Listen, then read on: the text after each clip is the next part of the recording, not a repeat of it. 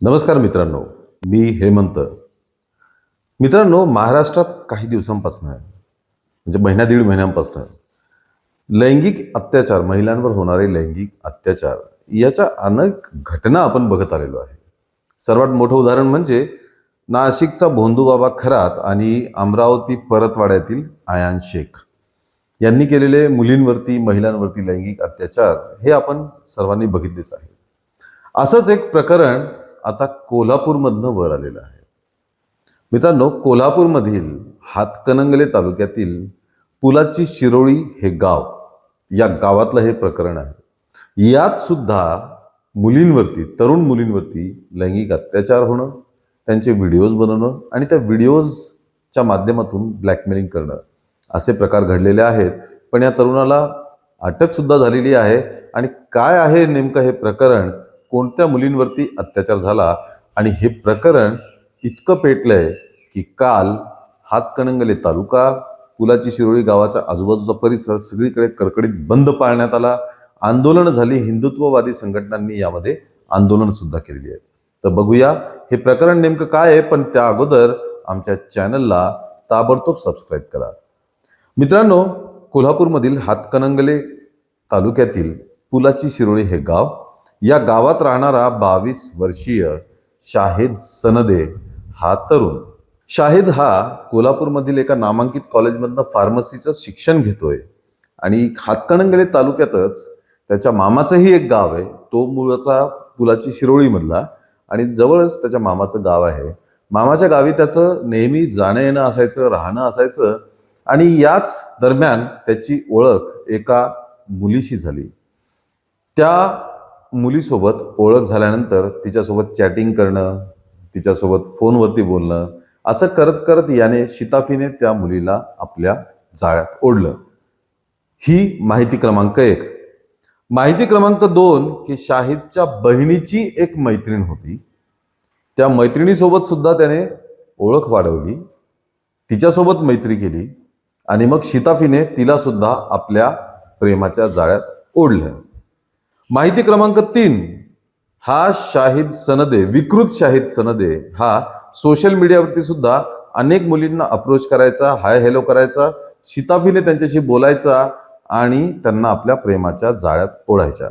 हा 3 मार्गांनी तो मुलींशी संपर्क करायचा, अशी माहिती आतापर्यंत समोर आलेली आहे. त्याने त्याच्या मामाच्या गावी ज्या मुलीसोबत ओळख झाली होती तिला प्रेमाच्या जाळ्यात फसवलं एकतर, त्यानंतर तिला भेटण्यासाठी बोलवू लागला. भेटण्यासाठी बोलवल्यानंतर हा नेहमीच मुलींना एकतर सुनसान जागी भेटायचा किंवा हॉटेलमध्ये भेटायचा, लॉजवर भेटायचा, म्हणजे त्याला या मुलींसोबत काहीतरी अश्लील चाळे करता येईल अशाच ठिकाणी तो या मुलींना भेटायला बोलवायचा. ज्या मुलीसोबत म्हणजे त्याच्या बहिणीची मैत्रीण, तिच्यासोबतही त्याने मैत्री केली होती, तिच्यासोबत सुद्धा हाच सेम प्रकार त्याने केला. म्हणजे या शाहिदला कोणावरती प्रेम वगैरे काही नसायचं. याला फक्त अश्लील चाळे करायचे, फोटो व्हिडिओ बनवायचे, हेच उद्योग तो करत होता. त्याने मामाच्या गावातील एका मुलीला लॉजवर बोलवलं, बळजबरीने तिच्याशी शारीरिक संबंध प्रस्थापित केले आणि मग त्याचे फोटो आणि व्हिडिओ काढले. त्याच्या बहिणीच्या मैत्रिणीसोबत सुद्धा त्याने हेच केलं.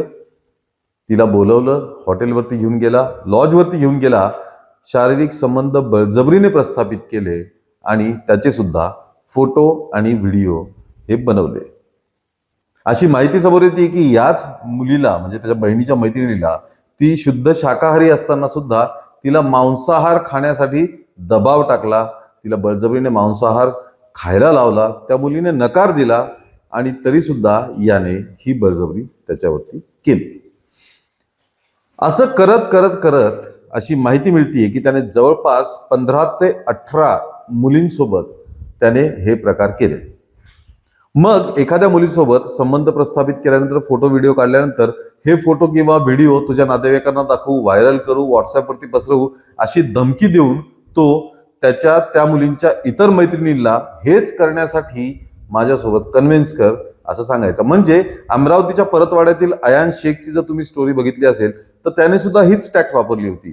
मुलींसोबत शरीर संबंध प्रस्थापित करायचे, त्याचे फोटो आणि व्हिडिओ बनवायचे आणि ते फोटो आणि व्हिडिओ व्हायरल करू किंवा तुमच्या नातेवाईकांना दाखवू असं सांगून त्या मुलींना त्यांच्या मैत्रिणीला कन्व्हिन्स करायला लावायचं. हा सगळा प्रकार घडत होता. त्याने काही महिन्यांपासून हा प्रकार लावलेला होता. मुली आपल्या इज्जतीच्या भीतीने घाबरून, घरच्यांना घाबरून या प्रकारात समोर येत नव्हता. पण एका मुलीने हिम्मत केली आणि तिने सकल हिंदू समाजाच्या कार्यकर्त्यांना हा प्रकार सांगितला. मित्रांनो, या मुलीने सकल हिंदू समाजाच्या कार्यकर्त्यांना हा प्रकार सांगितला आणि मग त्या कार्यकर्त्यांनी एक सापळा रचला. त्या मुलीला या शाहिदला संपर्क करायला लावला आणि संपर्क करून मला तुला भेटायचंय असं म्हण असं सांगितलं.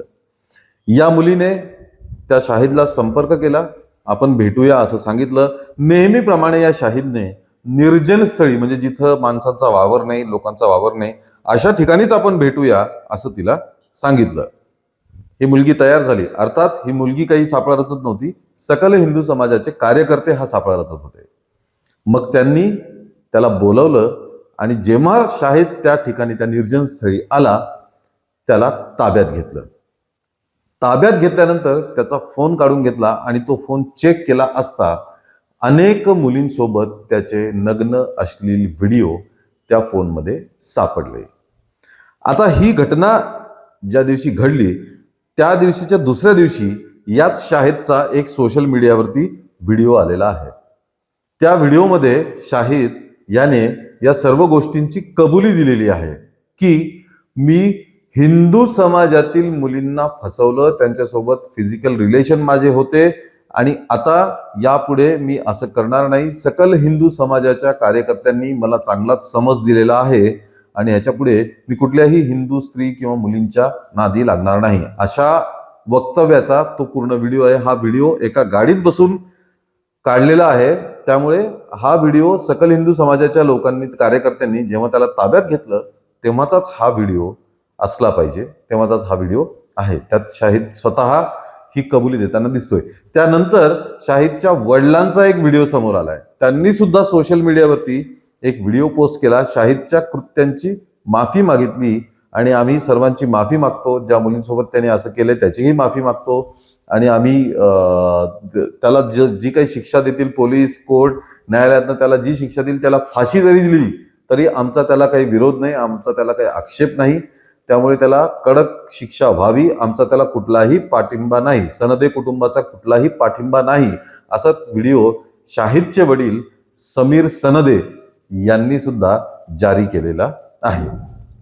मित्रांनो, हे प्रकरण जास्त गंभीर का आहे? कारण आर्यन शेखच्या प्रकरणामध्ये हिंदू मुलींसोबतच मुस्लिम मुलींची सुद्धा त्यांनी फसवणूक केली आहे असं स्पष्ट झालेलं होतं. पण या शाहिद सनदेच्या प्रकरणामध्ये प्रामुख्याने किंवा जवळपास सर्वच मुली या हिंदू समाजाच्या, हिंदू धर्मीय आहेत असं दिसतंय. कारण शाहिदने सुद्धा त्याच्या कबुली जबाबामध्ये हा उल्लेख केलेला आहे की माझे हिंदू मुलींसोबत संबंध होते म्हणून. त्यामुळे हातकणंगले आणि पुलाची शिरोळी या गावातील आसपासच्या सर्व हिंदू संघटना अत्यंत आक्रमक झालेल्या आहेत. त्यांनी मोठे आंदोलन केले. या गावात आणि गावाच्या आजूबाजूला सर्वत्र पोलीस बंदोबस्त लावावा लागलेला आहे. कारण यात प्रामुख्याने हेतू पुरस्कर हिंदू महिलांना शिकार बनवलं या विकृत शाहिदने, हे स्पष्ट होतंय. मित्रांनो, शाहिदने जी केली ती तर विकृतीच आहे. त्याला अत्यंत कडक शिक्षा ही व्हायलाच पाहिजे, त्यात तर काही वादच नाही. पण पुन्हा एकदा मी तेच सांगेन की मुलींनी सुद्धा आपण कोणाला भेटतोय, त्याचे हेतू काय आहेत, तो आपल्यासोबत काय करतोय, आपण पूर्णपणे विश्वासात घेऊन तो आपल्यासोबत काय कृत्य करतोय, आपल्याला काय करायला लावतोय, फोटो काढतोय, व्हिडिओ काढतोय, हे होत असतानाच जागृत राहिलं पाहिजे. कारण घटना घडून गेल्यानंतर तुम्ही काय कराल याला काय अर्थ उरत नाही. त्यामुळे ते वाईट घटना आपल्यासोबत होऊच नये ही काळजी मुलींनी सर्वात आधी घ्यायला पाहिजे. ऑनलाईन मैत्री झालेल्या कुठल्या मुलांना, पुरुषांना भेटताना ही काळजी आपण घेणं फार आवश्यक आहे. आणि याच प्रकरणात दुसरा टप्पा समोर आला जेव्हा सकल हिंदू समाजाच्या कार्यकर्त्यांनी त्याचा फोन ताब्यात घेतला. तेव्हा त्याच्या फोनवरनं त्याने त्याच्या शाहरुख देसाई नावाच्या मित्राला हे फोटो आणि व्हिडिओ व्हॉट्सअपवरनं पाठवलेले होते. त्यामुळे हे प्रकरण जास्त गंभीर झालेलं आहे.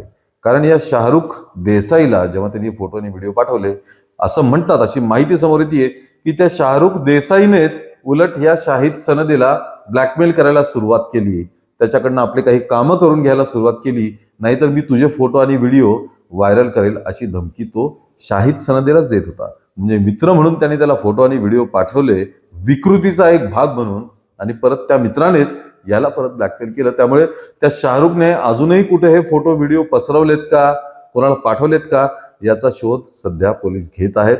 शाहरुख देसाई आणि शाहिद सनदे या दोघांनाही पोलिसांनी अटक केली आहे. कारण जेव्हा सकल हिंदू समाजाच्या लोकांनी त्याला ताब्यात घेतलं, तेव्हा त्याला घेऊन ते सरळ राजापुरी पोलीस ठाण्यात गेले. तिथं त्याला पोलिसांच्या ताब्यात दिलं.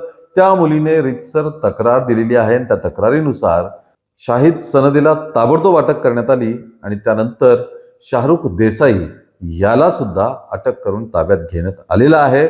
आणि आजच पोलिसांनी त्यांना 6 दिवसांची पोलीस कोठडी सुनावलेली आहे.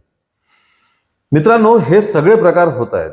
या सगळ्या प्रकारातून मुलींनी स्वतः काळजी घेणं हे अत्यंत आवश्यक आहे. मागच्या व्हिडिओत एका सांगितल्याप्रमाणे पुन्हा एकदा सांगतो, तुमच्या स्वतःच्या संरक्षणाला सर्वप्रथम तुम्ही स्वतः जबाबदार असता. आपण कोणाला भेटतोय, बोलतोय, काय करतोय, कृपया याचं तारतम्य ठेवायला पाहिजे. कारण हे डिजिटल वर्ल्ड जे आहे ते अत्यंत घातक आहे मित्रांनो.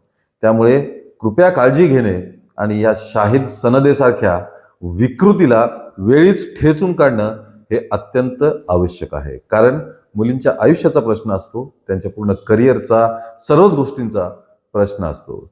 मित्रांनो, या सर्व प्रकरणाबद्दल तुम्हाला काय वाटतंय हे नक्कीच कमेंटमध्ये आम्हाला ताबडतोब कळवा. आणि या व्हिडिओला लाईक आणि शेअर करा आणि आमच्या चॅनलला ताबडतोब सबस्क्राईब करा. धन्यवाद.